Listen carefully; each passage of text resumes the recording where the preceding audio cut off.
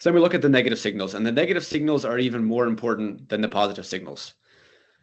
So the negative signals that inbox providers are looking at: spam reports, somebody marking the email as spam, marking the email as junk, moving the email to the junk folder. If you are delivering to spam trap addresses, so a spam trap is, it's an email address that we really shouldn't be sending to.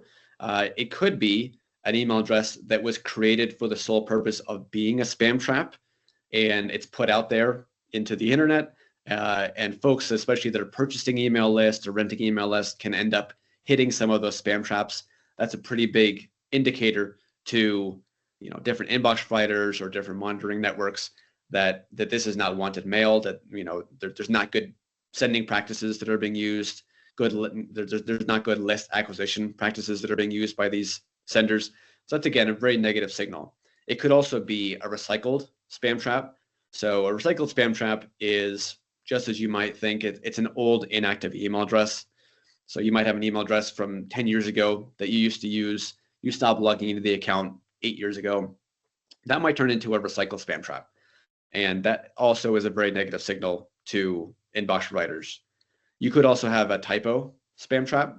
So a typo spam trap, again, just as it might sound, it might be Yahoo with 3 O's, something like that. If they can see, and when I say they, inbox providers can see that you're sending to spam trap addresses, that's a negative signal to them.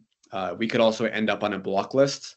A block list is a third-party list, essentially, that exists where these networks are looking for senders that are sending to these spam traps.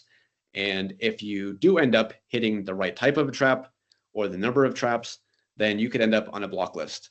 Certain block lists are going to have different levels of impact. Gmail, Yahoo, etc. They only look at certain types of block lists, although there's hundreds of them out there. So it's important to note that, again, if we're hitting old inactive email addresses, especially, we want to be removing them. We don't want to be continuously sending out to audience members that are not engaging, because it could become a spam trap. Senders can monitor on their side lack of opens, lack of engagement. So if you've got low open rates, if they are allowing mail to go into the inbox, but not a lot of people are engaging with it, that's a negative sign that it's just not wanted mail. Spam reports, we have there a note when available. The reason for that is there are some providers, such as Gmail, that don't show the number of spam reports or spam complaints that are occurring unless you log into their system, which is Google Postmaster. That's where you can see spam reports. If you're looking at reporting that's coming out of our ESP, you're not going to see the number of spam reports there for Gmail. And again, that's because they don't share that information outside of their own platform.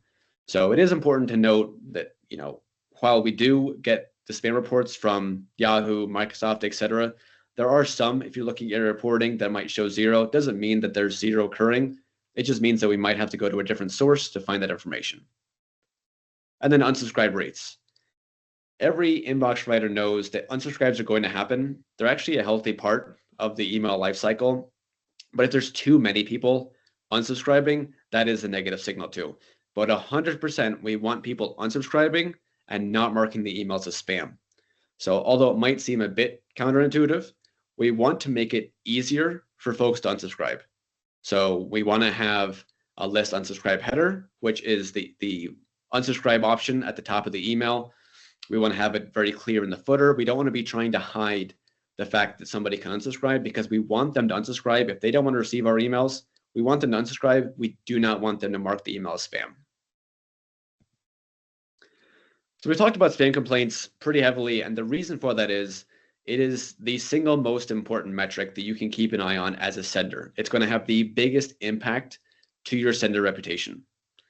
So what are the main reasons that we run into spam complaints?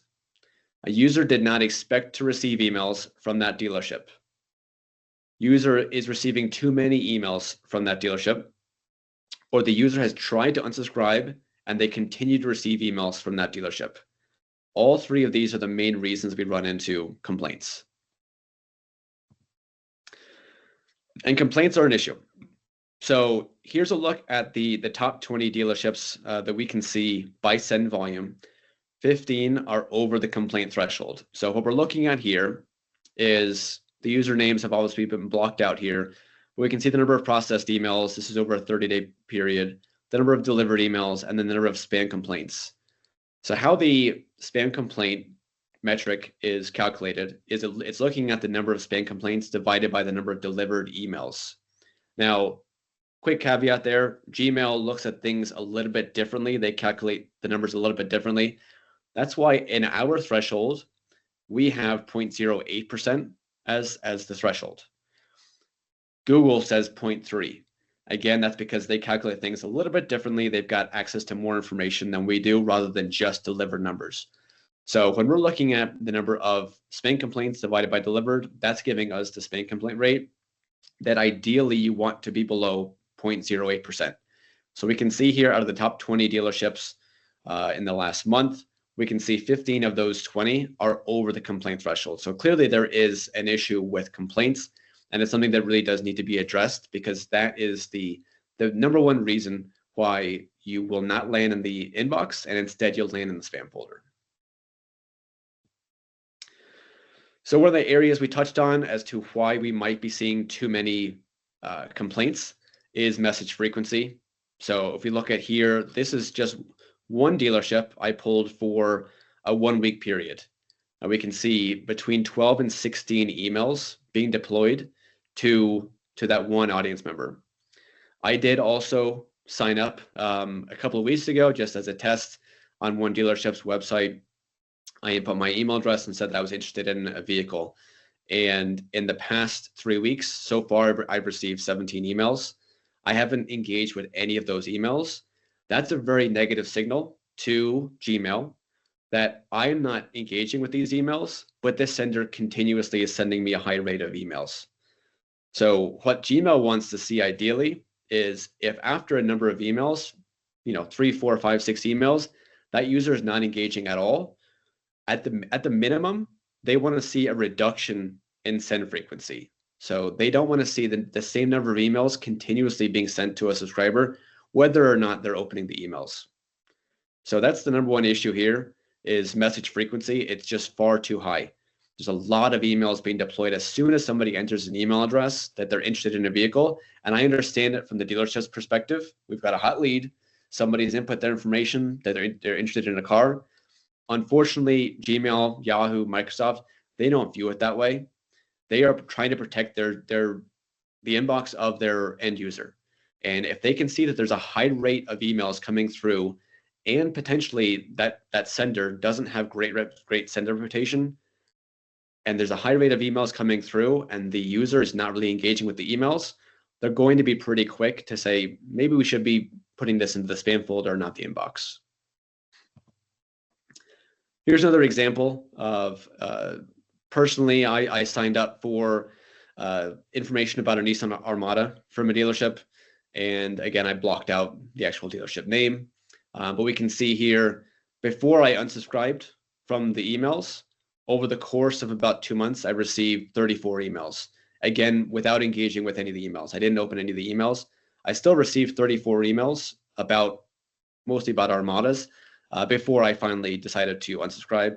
Again, in the eyes of Gmail, Yahoo, etc., this is spamming, right? The user is not engaging with these emails. The user has never engaged with emails from the sender, but we're seeing a high rate of emails continuously coming through.